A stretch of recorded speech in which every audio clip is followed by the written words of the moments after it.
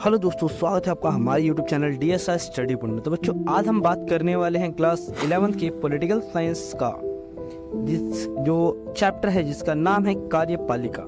ये बच्चों इस वीडियो के सेकंड पार्ट होने वाला है। फर्स्ट पार्ट मैंने अपलोड कर दिया है, तो आप चैनल में जाकर देख सकते हैं। ये इस वीडियो का सेकंड पार्ट है। तो चलिए आइए डिस्कस करते हैं। तो पहला बात करेंगे यहाँ कि आखिर जो राष्ट्रपति का चुनाव होता कैसे है। जो आपने सुना होगा राष्ट्रपति प्रेसिडेंट होता है, तो आखिर राष्ट्रपति का चुनाव होता कैसे। तो पहली तो बात याद रखिएगा कि राष्ट्रपति का चुनाव 5 साल के लिए किया जाता है और राष्ट्रपति का चुनाव जनता द्वारा नहीं होता है। जिस प्रकार से आप वोट डालते हो ना, जो जनता वोट डालती है, ठीक है। मैंने आपको चुनाव वाले चैप्टर में आप सभी को क्लियर कर दिया था कौन कौन प्रकार के चुनाव होते हैं। तो राष्ट्रपति का चुनाव जनता द्वारा नहीं होता बल्कि एकल संक्रमणीय सिद्धांत द्वारा किया जाता है। एकल संक्रमणीय सिद्धांत एक विशेष विधि होती है बच्चों, ठीक है, जिसमें क्या होता है, संसद के दोनों सदन होते हैं, जैसे लोकसभा और राज्यसभा। अगर दोनों सदनों में अगर 2/3 सदस्य सहमत होंगे कि इस व्यक्ति को राष्ट्रपति बनाना है, तो उस स्थिति में राष्ट्रपति बनाया जाता है। यानी जनता द्वारा नहीं बल्कि जनता द्वारा चुने गए प्रतिनिधि अन्य जाकर क्या करते हैं, राष्ट्रपति का चुनाव करते हैं। अब बात करते हैं आखिर भारत में क्या होता है, राष्ट्रपति बनने की योग्यता क्या चाहिए। तो पहला तो याद रखिएगा बच्चों, भारत का नागरिक होना चाहिए। दूसरा, उसकी उम्र 35 वर्ष हो। तीसरा, पागल या दिवालिया नहीं होना चाहिए। ऐसा नहीं है कि पागल और दिवालिया हो और देश की शासन व्यवस्था को कैसे चला सकता है। इसके साथ साथ किसी लाभ पद पर ना हो, लाभ पद पर नहीं होना चाहिए। और चौथा है, लोकसभा का सदस्य बनने की योग्यता रखता हो। अगर ये सारी एलिजिबिलिटी किसी व्यक्ति के अंदर होती है तो वो व्यक्ति भारत का नागरिक बन सकता है, प्रथम नागरिक। क्योंकि याद रखना, राष्ट्रपति भारत का प्रथम नागरिक होता है, तो इस प्रकार से राष्ट्रपति बन सकता है। अब बात करेंगे उपराष्ट्रपति का चुनाव। तो पहला तो याद रखिएगा, उपराष्ट्रपति का चुनाव लोकसभा और राज्यसभा द्वारा किया जाता है। इस चीज को याद रखिएगा। लोकसभा और राज्यसभा के सदस्य मिलकर क्या करते हैं, उपराष्ट्रपति का चुनाव करते हैं। अभी आपको पता होगा जगदीप धनखड़ है हमारे उपराष्ट्रपति। उपराष्ट्रपति क्या करता है बच्चों, राज्यसभा जो होता है ना, उसका पदेन अध्यक्ष होता है या मुख्य अध्यक्ष होता है, ठीक है ना। और इसके साथ साथ अगर हमारे राष्ट्रपति जैसे अभी है कौन, द्रौपदी मुर्मू, अगर इनकी मृत्यु हो जाती है या त्यागपत्र दे देते हैं या महाभियोग इन पर साबित हो जाता है, और इस प्रकार से अगर राष्ट्रपति का पद खाली हो जाता है, तो उस स्थिति में उपराष्ट्रपति क्या करेगा, राष्ट्रपति का पद संभालेगा। ये प्रावधान हमारे संविधान में किया गया है। अब बात करेंगे आखिर उपराष्ट्रपति बनने की योग्यता क्या होनी चाहिए। तो बच्चों, उपराष्ट्रपति बनने की योग्यता क्या होनी चाहिए, भारत का नागरिक होना चाहिए, पागल या दिवालिया ना हो, किसी लाभ पद पर ना हो और 35 वर्ष उम्र हो, और 5वां, अपराधी ना हो। अगर ये सारी योग्यता किसी व्यक्ति के अंदर होती है तो वो व्यक्ति भारत का उपराष्ट्रपति बन सकता है।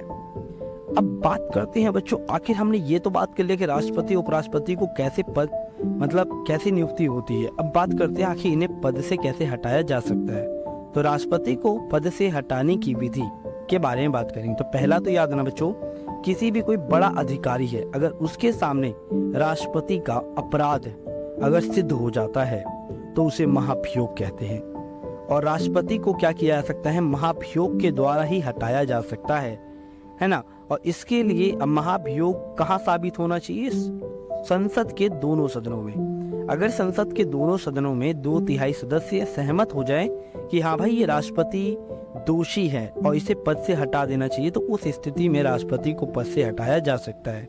यानी महाभियोग प्रस्ताव जो होता है वो पास होते ही राष्ट्रपति को उसके पद से उसी दिन हटा दिया जाता है।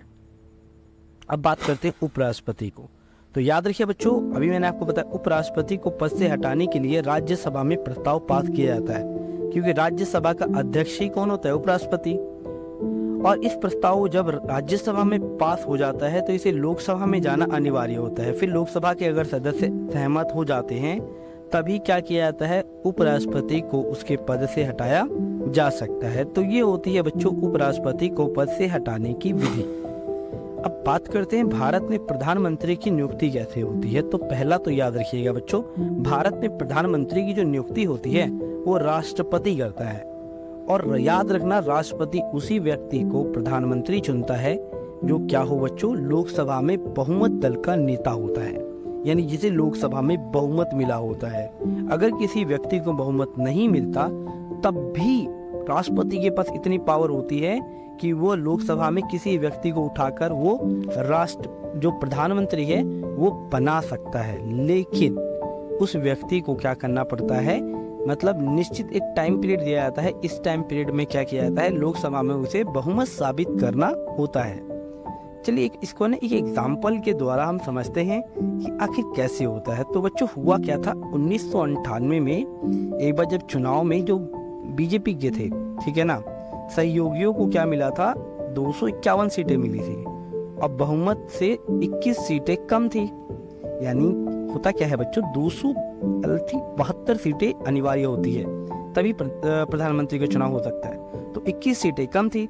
तो राष्ट्रपति नारायण ने क्या किया था, बीजेपी के नेता अटल बिहारी वाजपेयी को प्रधानमंत्री बना दिया था। उन्होंने कहा कोई दिक्कत नहीं, 21 सीटें तो कम है, उन्होंने बना दिया था। नारायण उस समय राष्ट्रपति थे तो बना दिया था और उन्हें 10 दिन का टाइम दिया गया था कि 10 दिन में आपको बहुमत साबित करना पड़ेगा, ठीक है। परंतु बहुमत ना मिलने के कारण अटल बिहारी वाजपेयी को क्या करना पड़ा था बच्चों, त्यागपत्र देना पड़ा था। इसी तरह 2014 के चुनाव में भी बीजेपी को पूर्ण बहुमत मिला, इसलिए नरेंद्र मोदी क्या हुए थे बच्चों, प्रधानमंत्री बनकर आए थे। और 2019 में भी बीजेपी फिर बहुमत से आई थी, ये बात भी आपको पता है। और एक इसको वर्तमान से भी लगा सकते हैं, जैसे वर्तमान में अभी क्या हुआ, बीजेपी को 292 सीटें मिली हैं, ठीक है। अगर वो 272 से कम होती तो प्रधानमंत्री हमारे नरेंद्र मोदी नहीं रहते, फिर राष्ट्रपति चुनता कि किससे बनाना है और उसे बहुमत साबित करना होता। तो ये था बच्चों इस वीडियो का सेकंड पार्ट। अगर वीडियो अच्छी लगी हो, इन्फॉर्मेटिव लगी हो तो वीडियो को लाइक एंड सब्सक्राइब जरूर करें। धन्यवाद।